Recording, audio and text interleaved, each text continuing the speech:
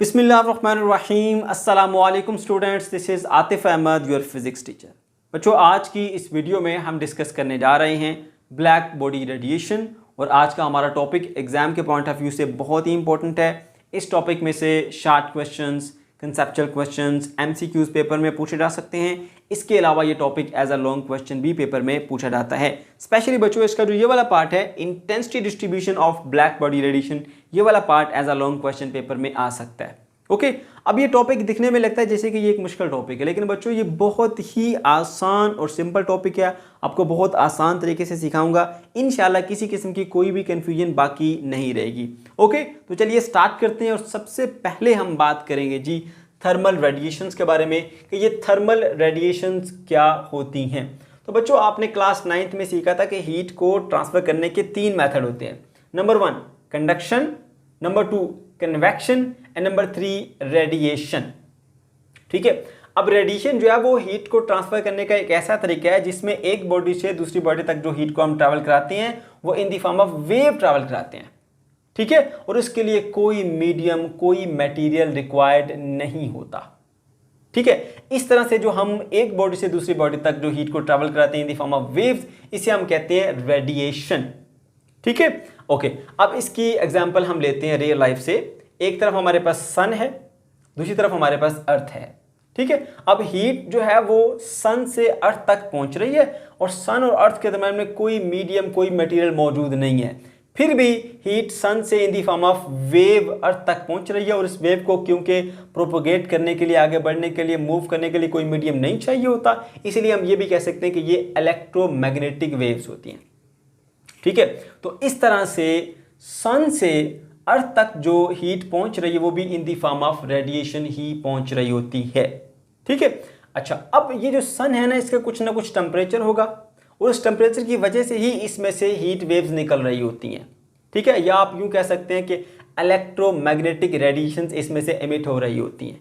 सही है, अब कोई भी बॉडी जिसके टेम्परेचर की वजह से उसमें से ये जो इलेक्ट्रोमैग्नेटिक रेडिएशंस हैं वो एमिट होंगी, तो इन एमिट होने वाले रेडिएशंस को हम बोलेंगे थर्मल रेडिएशंस।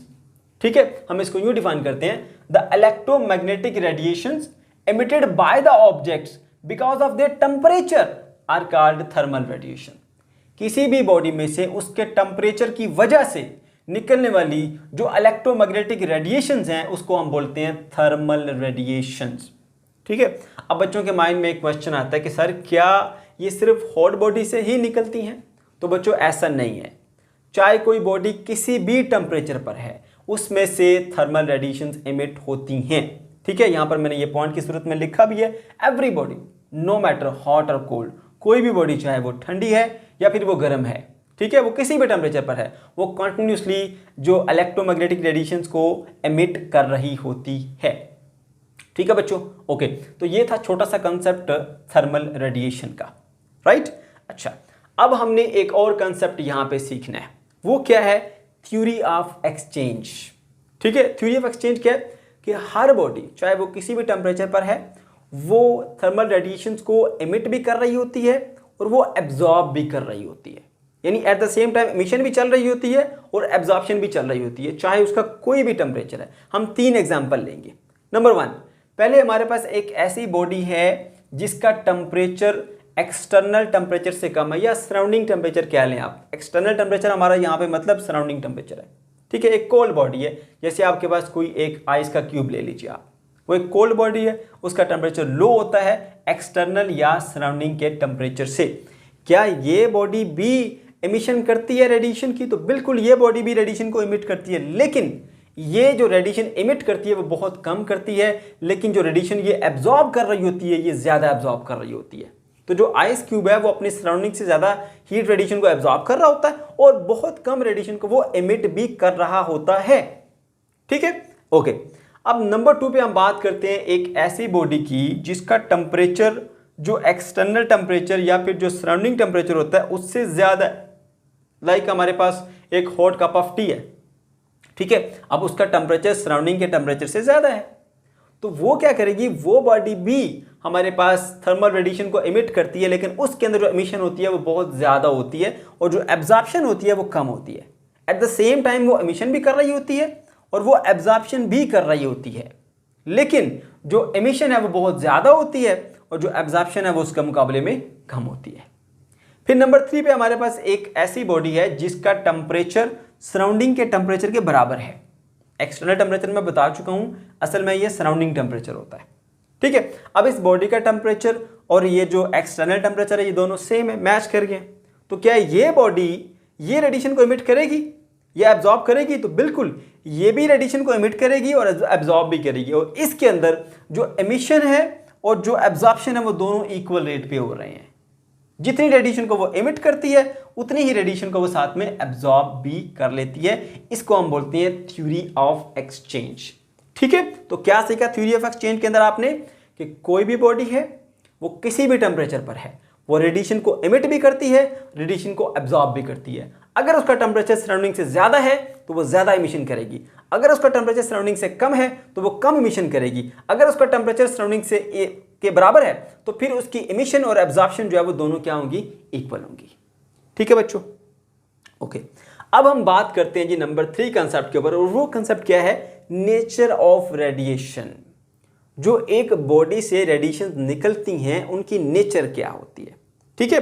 अच्छा जी, nature of emitted radiation depends upon the temperature of the body. एक बॉडी से कैसी रेडिएशन निकलेंगी ये उसका टेम्परेचर डिसाइड करता है, ठीक है। अब 2 पॉइंट की सूरत में मैंने यहां पर लिखा है, अगर कोई बॉडी जो है वो लो टेम्परेचर पर है तो जो बॉडी लो टेम्परेचर पर होगी उसमें से जो निकलने वाली हीट रेडिएशंस हैं उनकी वेवलेंथ होती है ज्यादा, ठीक है। लॉन्गर वेवलेंथ की जो रेडिएशन है वो उस बॉडी में से एमिट होती है। लेकिन अगर एक बॉडी का टेम्परेचर हाई है तो हाई टेम्परेचर बॉडी में से निकलने वाली जो रेडिएशन है उनकी वेवलेंथ शॉर्टर होती है, ठीक है। तो इस तरह से एक बॉडी में से कैसी रेडिएशन निकलेंगी, उनकी नेचर कैसी होगी, वो डिपेंड करता है उसके टेम्परेचर के ऊपर, वो डिसाइड करता है उसका टेम्परेचर।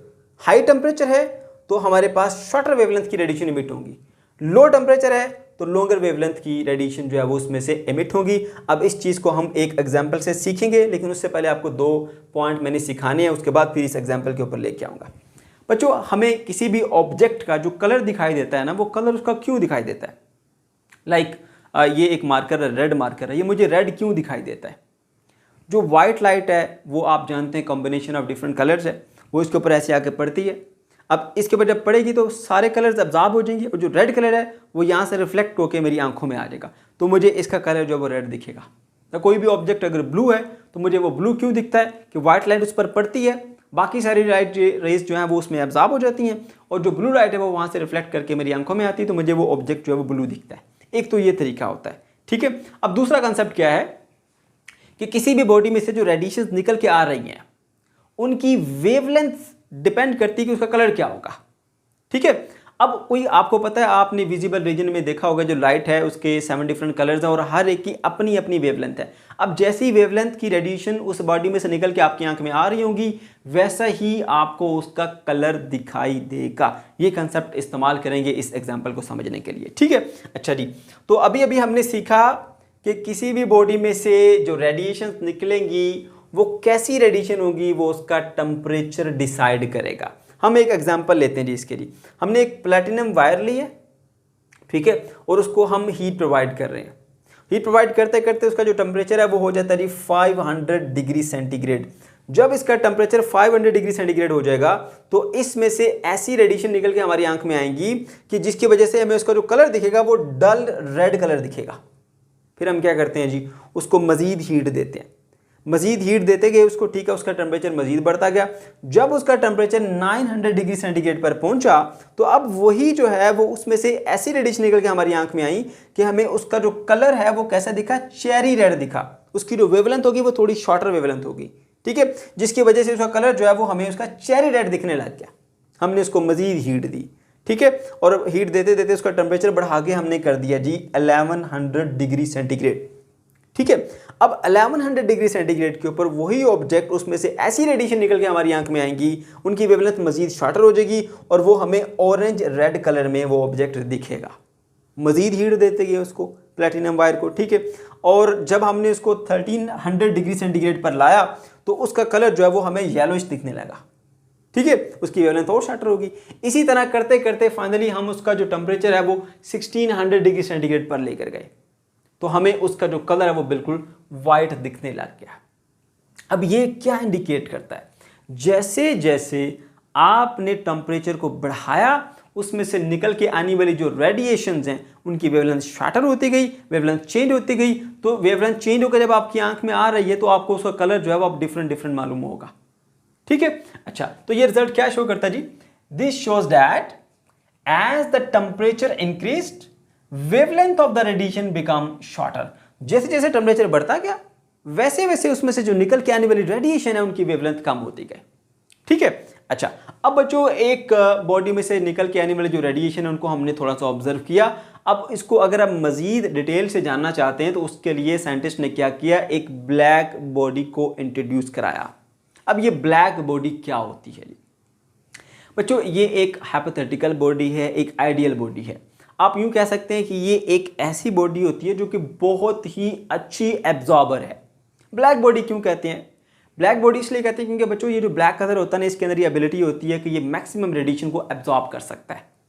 ठीक है ना, तो ब्लैक बॉडी हमारे पास समझ लो कि एक ऐसी बॉडी है जो कि मैक्सिमम रेडिएशन को एब्जॉर्ब करने की सलाहियत रखती है, चाहे ये बॉडी किसी भी टेम्परेचर पर हो। ठीक है, इसके ऊपर किसी भी तरह की जो वेवलेंथ वाली रेडिएशन पड़े, किसी भी फ्रीक्वेंसी की रेडिएशन पड़े या किसी भी एंगल पे आके पड़े, उनका इंसिडेंट एंगल कुछ भी हो, वेव को उसके ऊपर जो पड़ रही है, ठीक है, उसका कोई भी एंगल हो, उसकी कोई भी वेवलेंथ हो, ठीक है, और वो बॉडी किसी भी टेम्परेचर पर हो, वो अपने ऊपर पड़ने वाली तमाम रेडिएशन को कंप्लीटली एब्जॉर्ब करे और तकरीबन ना होने के बराबर उसको रिफ्लेक्ट करे। ऐसी बॉडी को हम ब्लैक बॉडी कहते हैं। इसके अलावा इसके अंदर एक और क्वालिटी भी होती है कि ये बहुत अच्छी रेडिएटर भी हो, यानी इसमें से हीट रेडिएशन एमिट भी हो, बहुत अच्छे तरीके से हीट रेडिएशन को एमिट भी करे। यानी जब हम इसको हीट अप करें, इसको टेम्परेचर बढ़ाएं, तो ये बहुत अच्छे तरीके से हीट रेडिएशन को एमिट भी करे। रिफ्लेक्ट नहीं करना, एमिट करना है। ठीक है, बात समझ आ गई। तो ब्लैक बॉडी क्या है, ब्लैक बॉडी हमारे पास एक ऐसी बॉडी है जो मैक्सिमम रेडिएशन को एब्जॉर्ब करने की सलाहियत रखती है। उसके ऊपर जिस भी वेवलेंथ की रेडिएशन पड़े, ठीक है, उसका कुछ भी टेम्परेचर हो, उसके ऊपर किसी भी एंगल पे रेडिएशन आके पड़े, वो सारी की सारी रेडिएशन को कंप्लीटली एब्जॉर्ब करे और रिफ्लेक्शन ना करे। ठीक है, और बहुत अच्छी रेडिएटर भी हो। ऐसी बॉडी को हम ब्लैक बॉडी कहते हैं और ये आइडियली हम कंसीडर करते हैं। ठीक है बच्चों, ओके जी। An ideal body that absorb and emits the radiation of all wavelength falling on it. तो ये एक आइडियल बॉडी होती है, ऐसी बॉडी जो अपने ऊपर पड़ने वाली तमाम रेडिएशन को एब्जॉर्ब कर ले। ठीक है, और जब इसको हीट दी जाए तो रेडिएशन को बहुत अच्छे तरीके से वो एमिट भी करे। ठीक है बच्चों, ऐसी बॉडी को हम बोलते हैं जी ब्लैक बॉडी। बनाई कैसी जाती है ब्लैक बॉडी, थोड़ा सा इसकी कंस्ट्रक्शन को भी देख लीजिए। आपने क्या करना है, कोई भी एक ऐसा सॉलिड ऑब्जेक्ट लेना है, ठीक है, जो कि बहुत ही अच्छा एब्जॉर्बर हो, तकरीबन ना होने के बराबर वो रिफ्लेक्शन करे। ठीक है, और उसमें आपने एक छोटा सी कैविटी बना लेनी है, एक होल बना लेना है बड़ा सा। ठीक है, और उसको छोटा सा एक पॉइंट, जैसे आप ये देख सकते हैं, ये एक बॉक्स है। ठीक है, और इसके अंदर हमने ये कैविटी बनाई हुई है और यहाँ पर इसको एक होल दिया हुआ है ऐसे। ठीक है, और इस कैविटी को अंदर से ना किसी भी तरह से आपने ब्लैक करना है, वो आप किसी भी तरीके से कर सकते हैं। ठीक है, आप जो कैंडल है उसका जो धुआं होता है उसके थ्रू भी इसको ब्लैक कर सकते हैं। ठीक हो गया, अच्छा जी। तो इसको हम यूँ लिखेंगे पेपर में, consider a non reflecting object such as solid. ठीक है, ये हमारे पास एक सॉलिड ऑब्जेक्ट आ जाता है that has a hollow cavity, जिसके अंदर एक छोटी सी हॉलो कैविटी हो, खाली हो अंदर से, एंड वन होल, और एक उसके अंदर होल हो। ठीक है, और जो रेडिएशन है ना वो इसी होल से इसके अंदर इंटर और इससे बाहर जा सके, यानी इससे एस्केप हो सके। ठीक है, अच्छा जी, okay. The inside cavity is blackened, मैं आपको बता चुका हूं, to make it good absorber. Purpose क्या होता है इसको अंदर से ब्लैक करने का, ताकि जितनी भी रेडिएशन आ रही है वो सारी की सारी उसमें एब्जॉर्ब हो जाए। ठीक है, ये पर्पस था उसको अंदर से ब्लैक करने का। ठीक है, the inside cavity is blackened to make it a good absorber and bad reflector. Black, जो ब्लैक कलर होता है ना वो बहुत बुरा रिफ्लेक्टर होता है, वो मैक्सिमम एब्जॉर्प्शन करता है, रिफ्लेक्शन नहीं करता वो। ठीक है, अच्छा जी। तो ये जो बॉडी हमारे पास बनती है वो हमारे पास एक आइडियल एब्जॉर्बर भी होती है और आइडियल रेडिएटर भी होती है, यानी हर तरह की पड़ने वाली रेडिएशन को ही एब्जॉर्ब करती है। ठीक है, रियल लाइफ में अंदर कोई ऐसी बॉडी नहीं पाई जाती जो कि हर तरह की रेडिएशन, चाहे वो किसी भी एंगल पर आए, वो सबको एब्जॉर्ब करे। ठीक है, लेकिन इसके अंदर ये एबिलिटी होती है, ठीक है, ये आइडियल बॉडी के अंदर, कि हर तरह की रेडिएशन को ये एब्जॉर्ब करने की सलाहियत रखती है। ओके, चलिए जी, अब इसका मकसद क्या था? मकसद मैं आपको पहले बता चुका हूं। मकसद ये था कि एक बॉडी जो रेडिएशंस एमिट करती है ना, उसको हमने डिटेल से स्टडी करना था। ठीक है, उसके लिए हमने ये एक ब्लैक बॉडी को डिजाइन किया। पर्पस क्या है? अब हम इसको हीट देंगे, ये रेडिएशंस को एमिट करेगी, इसमें से जो निकल के आने वाली रेडिएशन है उसकी रेडिएशन को हम एग्जामिन करेंगे। ठीक है, अच्छा जी, तो अब नेक्स्ट जो हेडिंग आप लगाएंगे वो है जी इंटेंसिटी डिस्ट्रीब्यूशन। ठीक है, अब इसमें से जो निकल के आने वाली रेडिएशन है ना, उसकी इंटेंसिटी को हमने स्टडी करना है। ओके, चलिए जी आगे बढ़ते हैं। तो बच्चों, दो साइंटिस्ट थे, एक था ल्यूमर, ठीक है, और दूसरा था प्रिंगस्ट्रम। इन दोनों ने मिलकर ये एक्सपेरिमेंट किया। क्या किया इन्होंने एक ब्लैक बॉडी ली, ठीक है, अच्छा, उसमें रेडिएशंस को एब्जॉर्ब कराया। उसके बाद क्या किया जी, उन्होंने इसको उठा के फर्नेस में रख दिया और इसका टेम्परेचर बढ़ाया। टेम्परेचर जब बढ़ाया गया तो इसमें से रेडिएशन निकली, क्योंकि कोई भी बॉडी जो टेम्परेचर पर है उसको कुछ ना कुछ टेम्परेचर है, वो रेडिएशन एमिट करेगी। और ये ब्लैक बॉडी जो है ये आइडियल रेडिएटर है, बहुत अच्छे तरीके से रेडिएशन को एमिट करती है ये। ठीक है, तो ये क्या करेगी, रेडिएशन को एमिट करेगी। अब अलग अलग टेम्परेचर के ऊपर लाके इसमें से जो निकलने वाली रेडिएशंस हैं उनको स्टडी किया गया। ठीक है, उसके लिए एक अपरेटस यूज किया गया, देख सकते हैं आप यहाँ पे। ये हमारे पास वो ब्लैक बॉडी है, इसको फर्नेस में रखा गया ताकि उसको हीट देके उसका टेम्परेचर बढ़ाया जा सके। ठीक है, फिर इस होल में से रेडिएशन ऐसे निकलती हैं, उसको एक मिरर से रिफ्लेक्ट करके एक प्रिज्म में भेजा गया। प्रिज्म का पर्पस क्या होता है? देखो, जैसे व्हाइट लाइट है ना, जब उसको प्रिज्म में से पास करते हैं ना, उसके जितने भी 7 कलर यानी अलग अलग वेवलेंथ रखने वाले, वो सारे सेपरेट हो जाते हैं। आपको सारे कलर अलग अलग दिख रहे होते हैं। जैसे रेनबो होती है, ठीक है, व्हाइट लाइट जो है वो वाटर के ड्रॉपलेट पर पड़ती है, और जब उससे निकल के यूं जाती है आसमान के ऊपर, तो जितने भी उसके कलर से सारे के सारे आपको सेपरेट दिखाई देते हैं, अलग अलग दिखाई देते हैं। ठीक है, इसी तरह से ये जानने के लिए कि क्या ये एक ही तरह की रेडिएशन है या एक से ज़्यादा वेवलेंथ रखने वाली ये रेडिएशन है, उसको जानने के लिए यहाँ पर एक प्रिज्म रखा गया। अब यहाँ से रेडिएशन निकली, इस मिरर से रिफ्लेक्ट हुई, मिरर से रिफ्लेक्ट होने के बाद इस प्रिज्म से गुजरी, इस प्रिज्म से गुजरने के बाद वो जितनी भी वेवलेंथ थी वो सारी की सारी सेपरेट हो जाएंगी। अगर तो एक ही वेवलेंथ हुई तो एक ही इस तरह से आएगी, और अगर मोर देन वन हुई तो सारी की सारी सेपरेट होकर यहाँ पर आएंगी। उसके बाद इस मिरर से रिफ्लेक्ट होकर आगे डिटेक्टर है जो इसको डिटेक्ट करता है। ठीक है, अच्छा जी, तो ये छोटा सा एक्सपेरिमेंट था जो कि ब्लैक बॉडी को हीट अप करके अलग अलग टेम्परेचर के ऊपर उसमें से निकलने वाली जो रेडिएशन है उसको स्टडी किया गया। अब उससे क्या क्या रिजल्ट्स निकले, ये बात अहम है और ये बात आपने अच्छे तरीके से सीखनी है।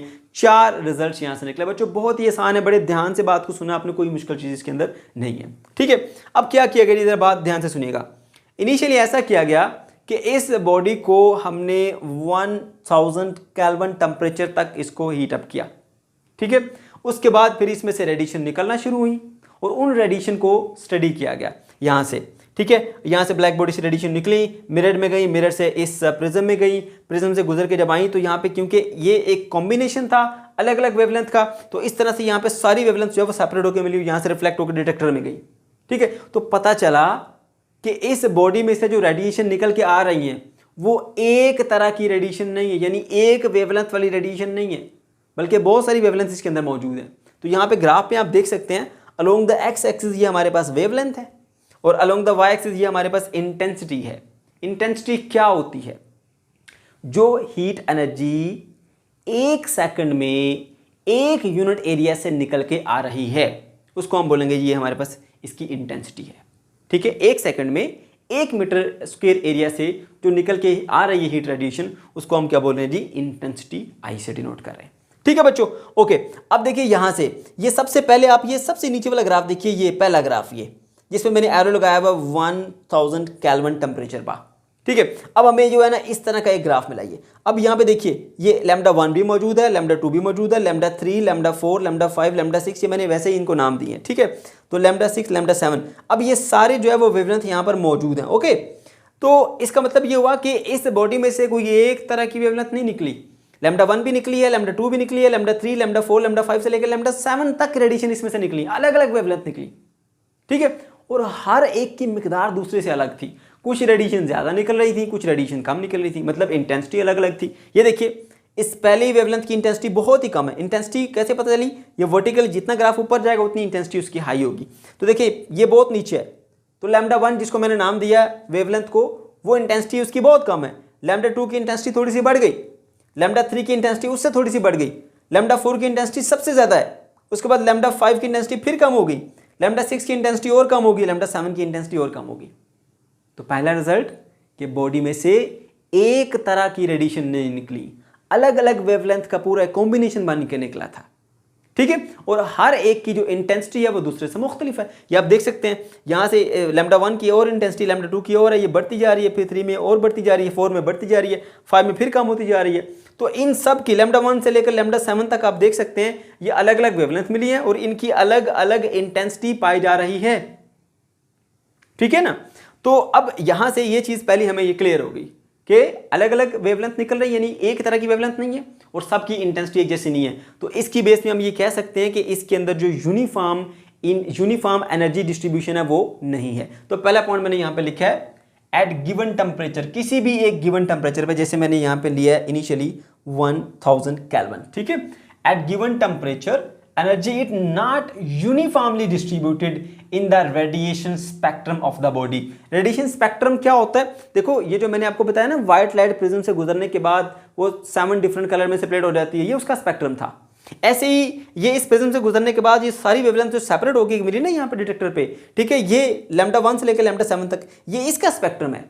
तो इस पूरे स्पेक्ट्रम यानी इन तमाम वेवलेंथ के अक्रॉस जो हमारे पास एनर्जी है ना वो यूनिफॉर्मली डिस्ट्रीब्यूट नहीं हुई, क्योंकि आप देख सकते हैं ना ये जो इंटेंसिटी है, मैं आपको पहले बताया इंटेंसिटी क्या है कि भाई ये असल में एनर्जी है पर सेकंड पर मीटर स्क्वायर से निकलने वाली एनर्जी। तो जिसकी इंटेंसिटी लो है उसकी एनर्जी भी लो होगी, जिसकी इंटेंसिटी हाई है उसकी एनर्जी भी हाई होगी। तो क्योंकि सबकी इंटेंसिटी अलग अलग है इसलिए जो हमारे पास जो एनर्जी है वो भी अलग अलग होगी, एनर्जी यूनिफॉर्मली डिस्ट्रीब्यूट नहीं हुई। इन तमाम वेवलेंथ के अक्रॉस एनर्जी यूनिफॉर्मली डिस्ट्रीब्यूट नहीं हुई, ठीक है। तो फाइनल रिजल्ट क्या सीखा आपने, मैं एक बार रिवाइज कर देता हूं। पहली बात कि बॉडी में से एक तरह की रेडिएशन नहीं निकलती, अलग अलग वेवलेंथ वाली रेडिएशन निकलती हैं। दूसरी बात क्या सीखी हमने यहां से, वो ये सीखी कि जितनी भी हमारे पास ये वेवलेंथ हैं इन तमाम की जो एनर्जी डिस्ट्रीब्यूशन है वो एक जैसी नहीं है, ठीक है। क्यों? क्योंकि यहाँ लैम्डा 1 से लेकर लैम्डा 7 तक आप देख सकते हैं इन सब की इंटेंसिटी एक जैसी नहीं है, यूनिफॉर्म इंटेंसिटी नहीं है, इसलिए इनकी यूनिफॉर्म एनर्जी डिस्ट्रीब्यूशन नहीं है। जो हीट एनर्जी निकल रही है वो यूनिफॉर्मली इन वेवलेंथ के अक्रॉस डिस्ट्रीब्यूटेड नहीं है। ओके जी, ये चीज़ हमने सीख ली है, ठीक है। और ये पहला पॉइंट भी मैंने यहाँ पे आपको क्लियर कर दिया। अच्छा, अब दूसरा पॉइंट सीखिए बच्चों। अब आपने क्या किया जी, 1000 की बजाय इस फर्नेस में रख के इस ब्लैक बॉडी को उसका टेम्परेचर बढ़ाया गया और लेकर चले गए जी हम अपनी बुक के मुताबिक 1260 केल्विन के ऊपर। 1260 केल्विन पे जब आप गए, ठीक है, तो अब उसमें से जो हीट रेडिएशन निकली उनको दोबारा से इस ऑपरेटर्स के थ्रू उसको स्टडी किया गया और ये देखा गया कि अब की बार जितनी भी रेडिएशन है वो सारों की इंटेंसिटी थोड़ी थोड़ी सी बढ़ गई। ये देखें, ये जो दूसरा ग्राफ है ना वो पहले वाले से थोड़ा ऊपर बना हुआ है, जो इस चीज़ को इंडिकेट कर रहा है कि अब की बार सारी की सारी रेडिएशन जो है वो उनकी इंटेंसिटी थोड़ी थोड़ी सी बढ़ती जा रही है, ठीक है। लेकिन एक चेंज आया है, वो क्या, आप जरा ध्यान से समझिएगा।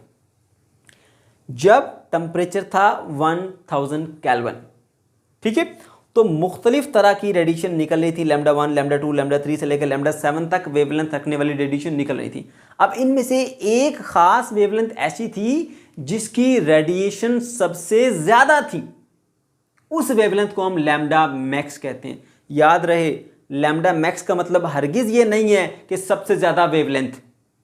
लैम्डा मैक्स का मतलब ये है कि जो रेडिएशन बॉडी में से सबसे ज्यादा निकल रही हैं उनकी वेवलेंथ। दूसरे अल्फाज में, जिस वेवलेंथ की इंटेंसिटी सबसे हाई है उसकी वेवलेंथ। अब देखिए, जो लैम्डा 4 है ये पहले केस के अंदर, ठीक है, इसकी जो इंटेंसिटी है वो मैक्सिमम है। तो इस मैक्सिमम इंटेंसिटी रखने वाली जो वेवलेंथ है उसको हम लैम्डा मैक्स कहते हैं, ठीक है। अब जब आपने टेम्परेचर को बढ़ाया ना तो सारी के सारी जितनी भी रेडिएशन है सबकी इंटेंसिटी थोड़ी थोड़ी बढ़ गई, लेकिन अब की बार जो आपको लैम्डा मैक्स मिलेगा उसकी वेवलेंथ कम हो गई। पहले यहां पर देखिए, ये इस पॉइंट के ऊपर ये जो लैम्डा 4 है ना, ठीक है, ये मैक्सिमम वेवलेंथ थी, यानी जो रेडिएशन बॉडी से सबसे ज्यादा निकली थी उनकी वेवलेंथ थी लैम्डा 4, ठीक है। अब जब आपने टेम्परेचर बढ़ा के 1260 केल्विन किया, अब की बार बॉडी में से जो सबसे ज्यादा रेडिएशन निकली ना उनकी वेवलेंथ शॉर्ट हो गई। ये देख सकते हैं आप। अब ग्राफ जो थोड़ा सा इधर शिफ्ट हो गई, देखिए अब ये पीक है, ठीक है। अब की बार अप्रोक्सीमेटली आप कह सकते हैं जी 3 लैम्डा कह लें आप समझने के लिए। अब की बार जो है ये 3 लैम्डा जो है ना वो हमारे पास मैक्सिमम वेवलेंथ है। तो पहले से वेवलेंथ थोड़ी सी शॉर्ट होगी, जो बात मैं आपको पहले भी बताता जा रहा हूँ कि जैसे जैसे आप टेम्परेचर को बढ़ाओगे तो बॉडी में से निकलने वाली जो रेडिएशन है उनकी वेवलेंथ कम होती चली जाएगी। ठीक है। तो लो टेम्परेचर यानी 1000 केल्विन के ऊपर जाके लैम्डा 4 वेवलेंथ रखने वाली रेडिएशन मैक्सिमम थी। ठीक है। जब उसको 1260 केल्विन पर लेकर गए तो अब जो रेडिएशन बॉडी में से सबसे ज्यादा निकल रही हैं उनकी वेवलेंथ शॉर्टर हो गई, यानी लैम्डा मैक्स की वैल्यू कम हो गई। यूं समझ लीजिए कि लैम्डा 3 रह गई। ठीक है। अच्छा, फिर क्या किया गया, मजीद टेम्परेचर बढ़ाया गया, 1450 केल्विन पर लेके गए। फिर क्या हुआ, फिर इन सब की जितनी भी ये हमारे पास वेवलेंथ थी इन सब की इंटेंसिटी इंक्रीज हुई थोड़ी थोड़ी सी। ये देखिए ये ग्राफ, तीसरा ग्राफ इससे भी ऊपर बना है। लेकिन अब की बार जो रेडिएशन बॉडी में से सबसे ज्यादा निकली, अब की बार जो रेडिएशन बॉडी में से सबसे ज्यादा निकली उनकी वेवलेंथ मजीद शॉर्टर हो गई, यानी लैम्डा मैक्स की वैल्यू और कम हो गई। अब की बार जो लैम्डा मैक्स है वो आप देखिए आप और इधर शिफ्ट हो गया इधर को। तो लैम्डा मैक्स यहां से चला था, यहां आया, अब यहां आ चुका है। फिर क्या हुआ, मजीद टेम्परेचर बढ़ाया आपने, 1650 केल्विन तक लेकर चले गए। अब क्या हुआ, अब ये हुआ कि जब आपने मजीद टेम्परेचर बढ़ाया तो इन तमाम वेवलेंथ की इंटेंसिटी और ज्यादा बढ़ गई, और अब की बार जो रेडिएशन बॉडी से सबसे ज्यादा निकली उनकी वेवलेंथ मजीद कम हो गई, यानी लैम्डा मैक्स मजीद शॉर्टर हो गया। लैम्डा मैक्स के बारे में आपको बता चुका हूं कि वो रेडिएशन जो बॉडी में से सबसे ज्यादा निकल रही है उनकी वेवलेंथ, ठीक है ना। तो जो बॉडी से सबसे ज्यादा रेडिएशन निकल रही है वो इस वक्त लैम्डा 2 निकल रही है। ठीक है। और उनकी वेवलेंथ जो है वो हमारे पास लैम्डा 2 है, और ये कहलाती है लैम्डा मैक्स। तो आप देख सकते हैं कि जैसे जैसे आप टेम्परेचर बढ़ाते जा रहे हो वैसे वैसे लैम्डा मैक्स यहां से इधर को शिफ्ट होता जा रहा है। इधर अगर ये इधर जाता तो वेवलेंथ बढ़ती, ये इधर को आ रहा है तो वेवलेंथ कम होती जा रही है। तो लैम्डा मैक्स यहां से चला था, अब देख सकते हैं इधर को शिफ्ट होता होता यहां पर आ गया। तो जैसे जैसे टेम्परेचर को हम बढ़ाते जा रहे हैं वैसे वैसे जो लैम्डा मैक्स है यानी मैक्सिमम जो रेडिएशन निकल रही है उनकी वेवलेंथ शॉर्टर होती जा रही है। ठीक है। अब मैं एक बार फिर से इसको बता देता हूं इस पॉइंट को कि जैसे जैसे ब्लैक बॉडी का टेम्परेचर आप बढ़ाते जाते हो वैसे वैसे उसमें से जो निकल के आने वाली जो रेडिएशन है, जो रेडिएशन सबसे ज्यादा निकल रही होती हैं उनकी वेवलेंथ कम होना शुरू हो जाती है, यानी कम वेवलेंथ की रेडिएशन निकलना ज्यादा शुरू हो जाती है। ठीक है। ओके जी, तो ये कंसेप्ट हमने सीख लिया। अब यही जो पॉइंट है वो हम यहाँ पे वेन डिस्प्लेसमेंट लॉ की सूरत में इसको पढ़ेंगे। ठीक है। अब जरा सीखिए इसको। At a given temperature T, कोई भी एक गिवन टेम्परेचर ले लीजिए, चाहे आप 1000 ले लीजिए, चाहे 1260 लीजिए, 1450 लीजिए या 1650 लीजिए। ठीक है, कोई भी ले लीजिए। At a given temperature T the emitted energy has a maximum value for the certain wavelength. Emitted energy has maximum value for the certain wavelength. एक खास wavelength के लिए जो emitted energy है उसकी maximum value होती है, या maximum intensity आप कह लीजिए, जैसे यहाँ पर ये जिसको हम, ठीक है। अब उस wavelength को हम बोलते हैं lambda max। फिर से सुनिए, at a given temperature T, किसी भी एक पार्टिकुलर टेम्परेचर T के ऊपर द emitted energy, जो एनर्जी उसमें emit हो रही है ना, has a maximum value for certain wavelength, उसकी एक मैक्सिमम वैल्यू होती है किसी खास वेवलेंथ के लिए, और उस वेवलेंथ को हम लैम्डा मैक्स कहते हैं। ठीक है। सिंपल अगर वर्डिंग में आप लिखना चाहते हैं तो आप यूं कह सकते हैं कि भाई इसमें एक खास टेम्परेचर के ऊपर एक जो रेडिएशन उसमें से निकल के आ रही थी बॉडी में सबसे ज़्यादा, यानी जिसकी इंटेंसिटी सबसे ज़्यादा होती है, उसकी वेवलेंथ को हम लैम्डा मैक्स कहते हैं, जैसे मैं आपको बता चुका हूँ अपने वर्डिंग के अंदर। ठीक है। ओके जी, this lambda max is inversely related to the temperature. ये लैम्डा मैक्स टेम्परेचर के साथ इनवर्सली रिलेटेड है। जैसे जैसे आप टेम्परेचर को ऊपर ले जाते जा रहे हो, 1000 पे, 1260 पे लेकर गए, 1450 पे लेकर गए, 1650 पे, टेम्परेचर आप बढ़ाते जा रहे हो तो वेवलेंथ शॉर्टर होती जा रही है। देखिए इधर को शिफ्ट होती जा रही है, इधर को शिफ्ट होती जा रही है यहाँ पर। तो इन पॉइंट्स को मैंने यहाँ पर ये ग्राफ की सूरत में शो किया है। देखिए इनिशियली ये 1000 पे यहाँ पर पॉइंट बन रहा था, फर्स्ट कर लीजिए, यहाँ पे 1260 पे टेम्परेचर पे यहाँ पर पॉइंट बन रहा है, फिर ये 1460 पे यहाँ पर, और ये तो देख सकते हैं आपके ऐसा ऐसा यहाँ पे ये जो लैम्डा मैक्स है वो दूसरी तरफ को शिफ्ट होता जा रहा है। ये देखिए इधर को शिफ्ट होता जा रहा है, ऐसे यहाँ चला गया, फिर वो यहाँ पर आ गया। तो लैम्डा मैक्स जो है वो ग्रेजुअली इस तरफ को शिफ्ट होता जा रहा है, यानी वेवलेंथ शॉर्टर होती जा रही है। तो जैसे जैसे टेम्परेचर बढ़ता जाएगा वैसे वैसे वेवलेंथ जो है वो शॉर्टर होती चली जाएगी, लैम्डा मैक्स की वैल्यू ग्रेजुअली कम होती चली जाएगी। ठीक है। तो इस तरह पता चला कि लैम्डा मैक्स का टेम्परेचर के साथ इन्वर्स रिलेशन है। टेम्परेचर बढ़ाओगे लैम्डा मैक्स की वैल्यू कम होती जाएगी। ठीक है। तो इसको हम लिख सकते हैं कि ये लैम्डा मैक्स का टेम्परेचर के साथ इन्वर्स रिलेशन है। फिर आप प्रोपोर्शनैलिटी के साइन को खत्म करेंगे तो क्या आ जाएगा आपके पास, इक्वल और कांस्टेंट आ जाएगा। ठीक है, तो lambda max equal to constant 1/t, 1/t को इधर ले आओ, सॉरी टी को इधर ले आओ, तो क्या बन जाएगा, T multiply by lambda max is equal to constant. ठीक है, तो हम इसको यूं भी लिख सकते हैं, lambda max multiply by T is equal to constant. सही है ना। अब देखिए यहाँ पे लैम्डा मैक्स की वैल्यू है, इस लैम्डा मैक्स की वैल्यू को इस टेम्परेचर से मल्टीप्लाई करो, जो आंसर आएगा ना वही आंसर आपका दोबारा आएगा अगर आप इस लैम्डा मैक्स की वैल्यू को इस टेम्परेचर से मल्टीप्लाई करो, अगर आप इस लैम्डा मैक्स की वैल्यू को इस टेम्परेचर से मल्टीप्लाई करो, अगर आप इस लैम्डा मैक्स की वैल्यू को इस टेम्परेचर से मल्टीप्लाई करो। तो जो टेम्परेचर है, ठीक है, और जो हमारे पास लैम्डा मैक्स है उसकी जो प्रोडक्ट है वो आपके पास कांस्टेंट रहती है, जो इस चीज़ को इंडिकेट करती है कि भाई लैम्डा मैक्स का टेम्परेचर के साथ एक इनवर्स रिलेशन है। ठीक है, हम यूँ लिखते भी हैं, lambda max is multiply by T is equal to constant, और इस कांस्टेंट की वैल्यू कितनी होती है जी, 2.9 × 10⁻³ यूनिट। ठीक है बच्चों, ओके जी। तो 2 पॉइंट हमने यहाँ पर सीख लिए। अब तीसरा पॉइंट सीखिए। तीसरा पॉइंट हमें यहाँ पर ये चीज़ सिखा रहा है कि भाई कोई भी आपके पास जो एक कर्व है, ये देखें 4 कर्व है अलग अलग टेम्परेचर पर लिए गए, किसी भी एक पार्टिकुलर टेम्परेचर पे, लाइक मैं पहले ले लेता हूँ जी, हमारे पास ये 1000 केल्विन वाला है, ठीक है, और ये हमारे पास एक कर्व बन के आ रहा है, राइट। अब बॉडी में से कितनी एनर्जी एमिट हुई है वो किसके इक्वल होती है जी, ये जो हमारे पास कर्व है, area under the curve is equal to total energy जो हमारे पास उस बॉडी से निकल के आ रही होती है।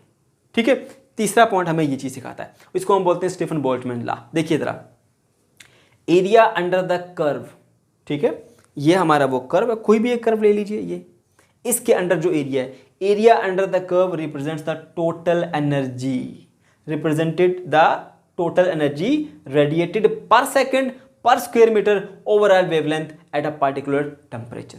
ठीक है, एक पार्टिकुलर टेम्परेचर के ऊपर आप जो एक ग्राफ बनाते हो, ये कर्व मिलता है, इस कर्व के अंदर जितना भी एरिया है वो एरिया टोटल एनर्जी को रिप्रेजेंट करता है। अब ये चीज़ देखी गई कि जो एनर्जी उस बॉडी में से इमिट होकर आ रही है ना, उसका temperature in kelvin to power 4 के साथ एक डायरेक्ट रिलेशन है। ठीक है, मैंने यहां पर पॉइंट लिखा भी है, it is found that area is directly proportional to 4th power of the temperature in kelvin. ठीक है, ये चीज ऑब्जर्व की गई कि जो हमारे पास है ना, जो एनर्जी इस बॉडी से एमिट होती है उसका एक डायरेक्ट रिलेशन है, किसके साथ direct relation, temperature in kelvin to power 4 के साथ। इसलिए हम इसको यूं लिख सकते हैं, E is proportional to T⁴, और जब भी प्रोपोर्शनैलिटी का साइन आता है आप इक्वल लगाते हैं, साथ में कांस्टेंट आता है। ठीक है, तो इसमें जो इक्वल है वो हमारे पास ये आ जाता है सिग्मा। ठीक है, और इसकी जो वैल्यू होती है वो होती है हमारे पास 5.67 × 10⁻⁸ यूनिट। ठीक है, ये हमारे पास इसकी वैल्यू आ जाती है। सही हो गया बच्चों, ओके, 3 पॉइंट हो गए।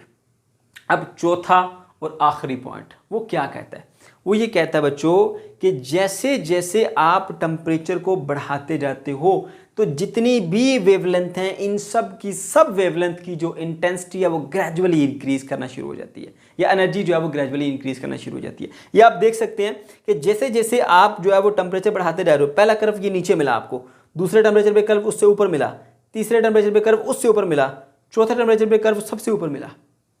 ठीक है, तो यहां पर देखिए ना, ये फर्स्ट कलर ये λ2 था, इसकी इंटेंसिटी शुरू में बहुत कम थी, फिर यहां पर बढ़ गई इंटेंसिटी, नए टेम्परेचर पर और इंटेंसिटी बढ़ गई, और इस टेम्परेचर पर बहुत ज़्यादा उसकी इंटेंसिटी होगी। तो किसी भी एक वेवलेंथ को ले लीजिए, चाहे आप यहाँ पर लिख लीजिए λ4 है, ये इस वक्त इसकी इंटेंसिटी इतनी है। ठीक है, और जब टेम्परेचर बढ़ा इंटेंसिटी बढ़ के इतनी होगी, टेम्परेचर बढ़ा इंटेंसिटी और बढ़ के इतनी होगी, टेम्परेचर बढ़ा इंटेंसिटी बढ़ के इतनी होगी।